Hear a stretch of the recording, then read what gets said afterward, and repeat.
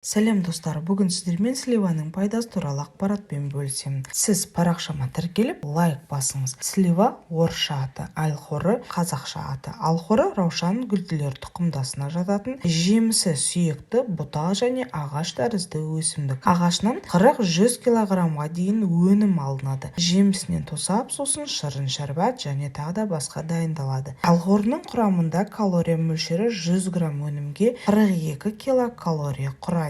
Алхорықтың құрамымен және пайдалы қасиеттері өте көп. Алхорының құрамында глюкоза, фруктоза және сахароза, А, В1, В2, С, H және ПП дәрумендері, сондай-ақ маңызды минералдар, калий, кальций, магний, мырыш, мыс және марганец, темір, хром, бор және никель, фосфор және натрий бар. Алхорықтың негізгі пайдалы қасиеті асқазанды жұмсақ тазарту және асқазан ішек жолдарының жұмысына қалыпқа келтіру. Алхоры тәбетті қоздыру және ішек моторикасын арттыру қабілетіне ие. Атеросклерозға пайдалы, қан тамырларының қабырғаларында холестеринді, шөгінділерді азайтады. Бұл әлсіз дәрет қуғыш, бүйректерді сондай-ақ бүкіл денені токсиндерден тазартуға көмектеседі. Алхорының құрамында жүрек бұлшық еті мен тамыр қабырғаларын нығайтатын көп калий бар. Бұл жүрек тамыр жүйесі ауруларына және гипертонияға пайдалы. Сіздермен ақпарат бөліскен